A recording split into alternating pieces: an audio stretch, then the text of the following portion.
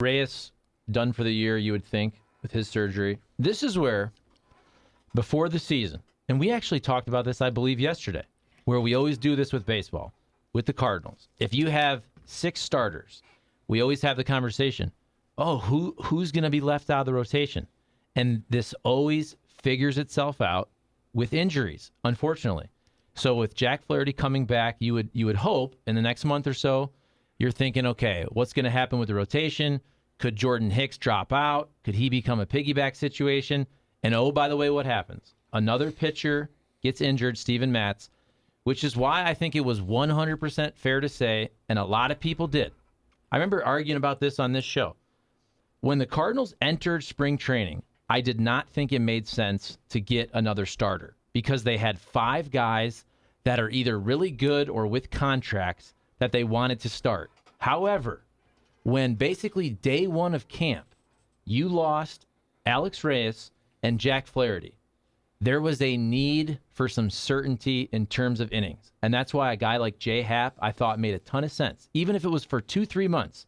Look what's happened now. If you had any type of veteran starter, that man could have helped you get through the first 1, 2, 3 months of the season when Flaherty comes back. And by the way, figure it out because somebody else always gets injured. And that's what we're seeing here. Don't you think? I mean, right now, Kat, I feel like if the Cardinals had another veteran starter, you wouldn't have to plug and play as much with whatever's going on with Hicks, with Libator up and down. I just felt like a veteran, anybody like a Jay Happ. I thought that guy made a ton of sense after the injuries in spring training. This is one where we totally agreed on. So I thought the Cardinals had enough starting depth. I always fall for that. But when the injuries came up with Flaherty and Reyes, we talked about Happ, and I'd sign him today. We both agreed. Sign him today, and then you'll figure out how you need to use him. And they would have needed to use him now. So it'll be Liberator getting the mat start. Interesting day for him. So he was in Pittsburgh, made his major league debut, flies back to Memphis the next day, gets a call. He said he unpacked, was just done with his laundry, gets the call, you're coming back. So the next morning, gets in a car, drives from Memphis back to St. Louis, and he's here. And another interesting story for Nootbaar. Nootbaar had been dealing with an ankle injury. He was a guy that was with the Cardinals at the beginning of the season, sent down late April. And so he's coming back from an ankle injury, has a day where he hits 3 homers at Gwinnett, which is in Georgia, including 3 homers, including a grand slam. Oh. So he said he's on the bus, and he said it's a long ride. He's playing cards with the boys, feeling pretty good about the day. Damn right. And then he gets a call. Oh, you're coming. So that's a pretty when good you have a day, too. game like that and you get the call, you're like, you look at the call ID, you're like, yeah, So- things are coming, baby. So for Liberator, he admitted, he had some jitters, major league debut. I think there was enough in there to say, I'd like to see this guy pitch again. Obviously, very good pitcher. He's had really good numbers at AAA. He's one of their top prospects in the organization, so he'll get a start on Saturday. I feel pretty good about that, but I agree. If you have a guy like Jay Happ, some of these games where you're starting guys, and even if Happ wasn't starting, having him as a middle relief guy would be, I think, a boost. Yeah, I just think you could draw correlations to last year. I'm very high on Libator long term, and I liked him as a depth starter. But last year, the Cardinals fell off in that month of June when they had to depend on young guys. They had to depend on whether it was Johan Oviedo, whether it was Jake Woodford, who at first wasn't ready, and I think he is now, and he got better as the year went on. But there was a good month, 5-6 weeks, where the Cardinals had to depend on starters that weren't ready in the big leagues, and that's why at the trade deadline, they went to seasoned vets. Even though they weren't studs anymore, they're old, but John Lester and Jay Happ provided them with certainty in terms of just innings and giving you a chance to win. And that's where I just now look at whatever they're doing with Hicks, long-term, I like the idea, but in the big leagues is not the greatest place to have that quasi-experiment. So you're having that going on, and now you're counting on Matthew Libator now for at least you'd think, 3-4 starts, whatever it is. So now you're counting on young guys to produce while you're trying to make the playoffs. And I think it's a tough spot. If the rotation were in order and you have one guy, Hicks, your fifth starter you're trying to bring along. That's a different story than when you have other holes in the rotation based on injury. And by the way, as you like to say, when they did bring in Lester and Happ, I thought they were waving the white flag. I didn't think they would be as good as they were. And I was totally wrong about that. But you talk about young guys, if I may. Donovan has been exceptional. It's hard to believe that you could throw him at any position, and he's really good defensively. Like last night we saw, 4 or 5 like really highlight reel defensive plays from the Cards. And the young guys had their fingerprints all over that game. That game seemed to be going in a bad direction, and Yep has a laser beam that leaves the ball, the ballpark in a hurry. He just keeps hitting. Donovan has been really, really good. Without these young guys, they'd be in a tough spot. 100%. So when I say young guys, I want people to know I am all in on the young position players. 100%. Very excited about really all of them. All of them coming up and producing. I think it's different for a young starting pitcher to have to come in, and there's not really a lot of margin for error. Yeah, I agree with that. And I mean, there's a learning curve going from AAA, and Liberatore had been at AAA for a while now. So, and the other guy I think to keep an eye on, not a young guy, but who looked really good in his last outing, is Verhagen, who was injured. He had an impingement, and then he had the COVID, and it kind of sidetracked him. And he hadn't been really healthy this year at all. And the Cardinals got him as a guy who can give you innings in the middle. And he was really good in his last outing. So maybe he helps in that. Of course, the 314 wants to know how Goldilocks did last night. Had a big base hit. Okay. Beats the shift, goes the other way, knocks it through. He's been real. Also had a highlight reel defensive play out of nowhere. One of those plays where there's 2 infielders and an outfielder converging on the ball, and he slides, and then he did kind of play it up a little bit, which I like. People hate fun in this world. How could you hate Harrison Bader? I don't know. Hate fun. Did your name make a face? Did you watch the game at all? You can turn the mic on. I watched the end. I was at the Blues game. All right. So Bader had I didn't make a face. All right. I like Bader. I got no problem with Harrison Bader. They asked about Goldilocks, and I just asked you guys. He had a great game. Goldilocks, as our text line likes to call him. So just so everybody knows. I got to tell you, as much as I love you, you have like a Kelly Chase, Matt Holliday thing going with Harrison Bader. I didn't do anything. I read the text. It's always the 314. He's on you too, and you just wanted to know how Bader did, and you just pumped Bader up. So you let him know. No, Bader pumped Bader up. Yeah. He had a good game. Yeah. Here's Bader. Here's what Bader is. This might be what Bader is forever. And I think folks probably should get used to this. Could be the profile for Harrison Bader. He's a Gold Glove center fielder. There's tremendous value in that. Yeah. He leads the league in stolen bases. He leads the league with 11 stolen bases. And his OPS plus is 96. That means he's close to league average offensively. I'm not saying that's great by any means. He's doing good. We'd like to see him get up to that 110, 114 that he was the last couple years. But if Harrison Bader is a league average offensive player, which is what he may be, I don't know, with Gold Glove defense, leading the league in stolen bases, that's a good Major League Baseball player. Donovan is a gamer. The versatility. Mentality. The mentality with his bat, defense, and got the locks to boot. He's stealing the limelight from Goldilocks, which doesn't bother me one bit. That's from a different guy. All right. He's not stealing anyone's... That's what he said. Can I just say this, too? Like, before Bader took over center field, any line drive into the gap gave a pang of fear, right? You don't get that anymore. At the very least, he's not only stabilized center field, the play out there is as good as anyone in baseball is doing right now. And he's having a decent year offensively. I don't know what's not to like about Harrison Bader. It's a show thing. He's stealing bases now. He has more stolen bases this year than he had all of last year. Bader is Billy Hamilton plus. Billy Hamilton was pretty dang good for a while. Billy Hamilton. Yeah, I remember him. Billy Hamilton was an unbelievable. Pirates? Reds, too. I mean, he was all over. Great. He's probably still in the league somewhere. Someone Real should fast. Fast. Yeah. I mean, an unbelievable defensive player, but couldn't hit. He came up, he got a little traction, but then I think he was exposed. Bader's going to hit. Yeah. And you could see last night, too, it was kind of fun. When they ask him to bunt, I don't think he really likes it. I don't know if you saw this, but he kind of goes about it as best he can, but you just wonder if his heart's really in it.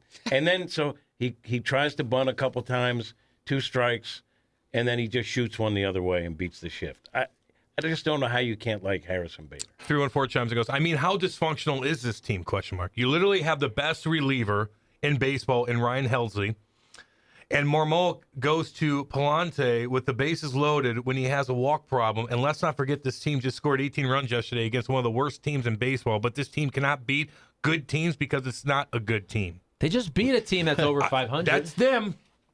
That's them saying that. That's a fair. I do think it's a fair point overall that we'd like to see the Cardinals start consistently winning series against some of the good teams. The Blue Jays are pretty good. I think on paper the Blue Jays are really good. They're underperforming to what people thought they would be this year. They're a good team. There's no question, and I agree. The Cardinals need to start playing better against good teams. I mean, you're not playing Pittsburgh for every 3-game series, so they need to ratchet it up. I think they would agree with that too. I didn't like them taking Michaelis out, and Palante had walk problems in his previous couple outings, so I wasn't that thrilled about that move. But Palante has been very good for them, and they really like his stuff, and I think he'll get back on track. But in that moment, I questioned it too.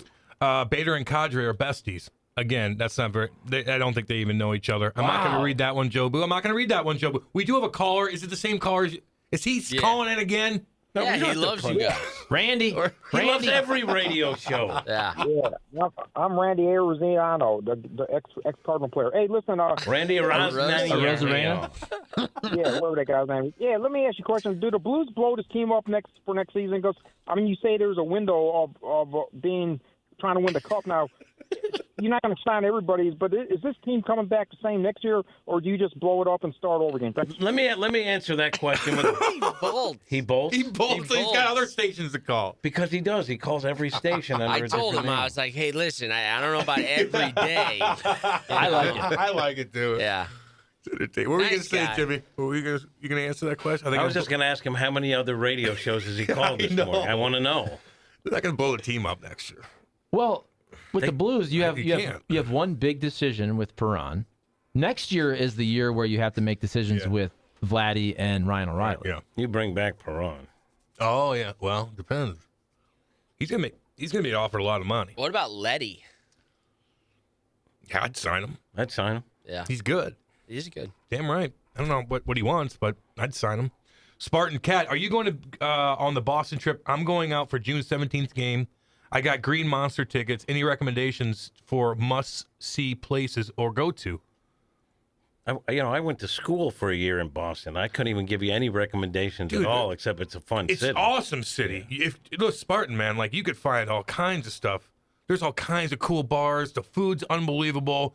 There's, I don't know how old, if you're young and singing, there's girls everywhere. There's college stuff going on. I don't know. Whatever you want to find, you can find in Boston. Go to historical aspect of things. Union Oyster Bar. Damn or right. Union Oyster House. That's where baby. Rapper and I took Kate before Game 7. Yeah. Yeah, that's one of the oldest bars there, right? It is. And that's where they got the oysters. 1826. Yeah, baby. God, I love that. Badass. Man. And I'm it's good starving. luck. So where'd you take Kate again? What are you guys doing? Wait, what happened? Well, you had to work or something. Oh, yeah. I don't know. You were doing all your hits. I with take Frankie. Kate. I know, poor girl. I know she had to. I couldn't even bring her in the. I should have snuck her in that damn building. I should have done that. That was the one mistake. And then the other mistake I made was when they won. They didn't have the wives go on the float with us. I should have just grabbed her and been, get up here, girl. You know who I don't like, and I don't usually generalize about people because it's wrong, because you got to judge someone for who they. I just don't like Red Sox fan. Really? I don't. Are they mean? I just don't. It's in my blood because I grew up a Yankee fan. Boston? Yeah. From Boston. Then they worked the Cardinals too. I didn't like that at all. You know those guys from Boston. You know that commercial with the guy with the Sam Adams, and he's golfing. From Boston, he's golfing. He's just tearing up the course, kind of the Hoosier, East Coast Hoosier. You know who makes me love Boston though? Even though he'll tell you, everybody's like, "Oh, you're a Boston kid." He's not. Hey, I'm not Goodwill Hunting here. I grew up in the suburbs, playing street hockey with a pie on the side of my windowsill with my mom.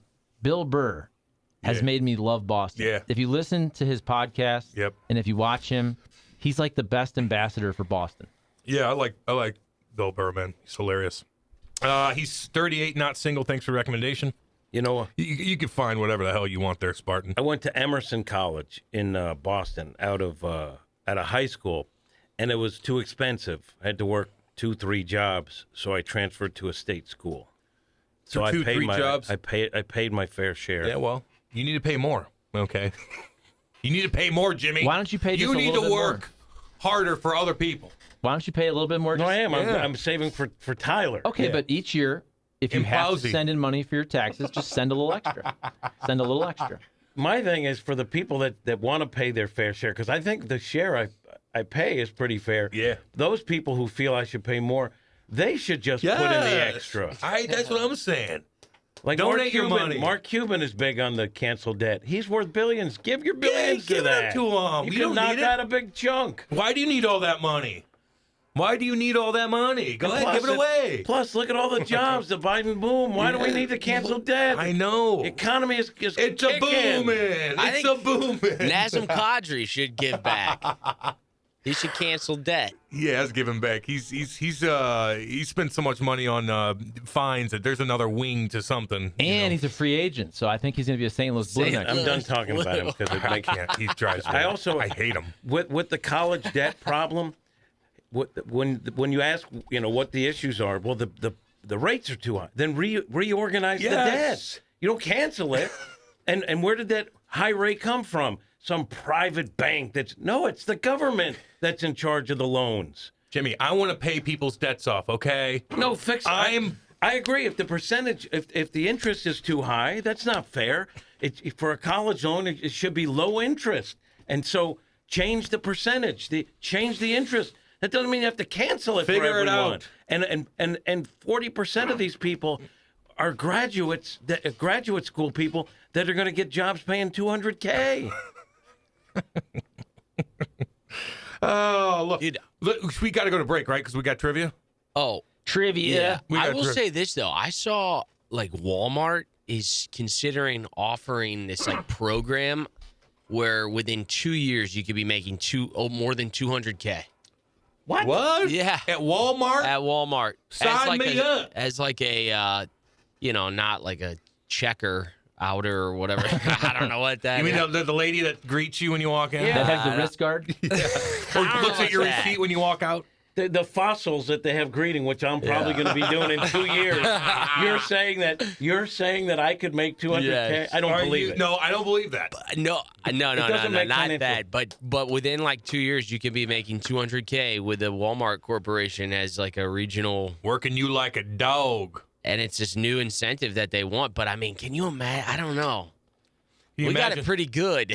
Dude, so my uncle was big in Sears going back. Is Sears even around anymore? I don't know. So he's probably Not a lot. Not in like his it 70s. was. Yeah. Yeah. But he was a general manager of Sears stores. So he did really, really well. Oh, yeah. But also, you're working retail hours, and they bounced him around all over the country. Oh. Because anytime he was so good at his job, anytime they opened up a new store, He was the fixer. he's moving the family, Yeah. and he's living there for 2, 3, 4 years to get the store going. So he did really well financially.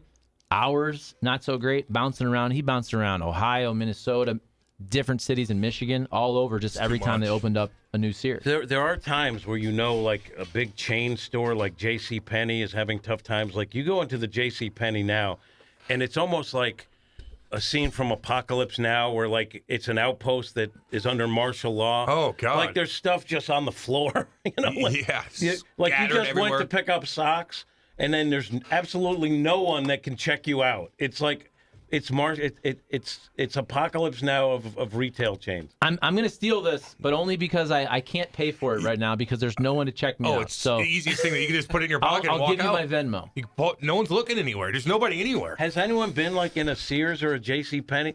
It's not like it I used have. to be. There's no one working there. There's no one anywhere. And there's just stuff lying around There's like everywhere. old Ram shirts and stuff, old blue shirts from like Come Grow With Us era There's when I like played. there's like an old hobo that made a fire and he's putting Chef Boyardee I mean, beefaroni on a fire in aisle 4. 312 chimes and goes, sour grapes. If this was a Blues player, you guys would be singing his praises. Why can't we just call a spade a spade? He got us. Good on him. Move on. Have you been listening? We've been listening. We said that. 312 For an hour Settle straight. down. I said I like him. God. He used a Chicago. image of Seth Meyers, who might be the biggest douche ever in television. Yeah, that's true. So we're pissed. I mean, it is what it is, man. It's a weird thing.